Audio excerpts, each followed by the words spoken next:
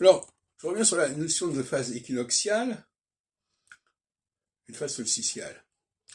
En phase solsticiale, ce qui semblait uni devient clivé.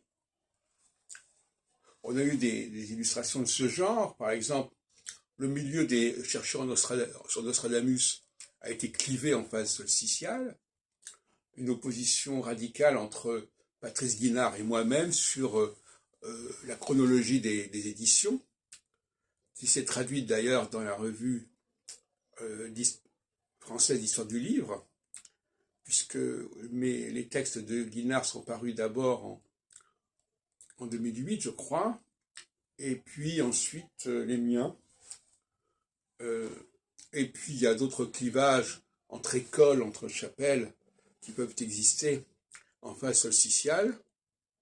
Et inversement, il y a des alliances, des rapprochements qui peuvent se produire en phase équinoxiale, entre non seulement des alliances au point de vue géographique, mais aussi des alliances au niveau des thématiques, au niveau des disciplines.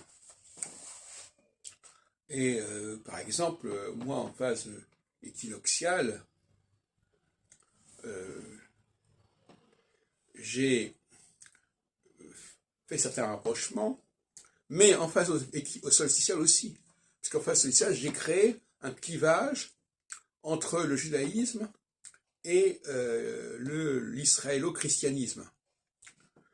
Donc j'ai inventé une nouvelle polémique en quelque sorte pendant cette phase solsticiale. Et ça a été mon apport principal en fait. Une autre polémique que j'ai introduite, c'est évidemment au niveau de l'astrologie. Donc je suis quelqu'un qui a créé des polémiques, des clivages au sein du judaïsme, au sein du Nostradamus, au sein de l'astrologie, au sein de la linguistique d'ailleurs aussi quelque part, puisque mes travaux de linguistique des années 87-89 ont été mal reçus par un certain milieu linguistique. Et donc, je suis un générateur de clivages.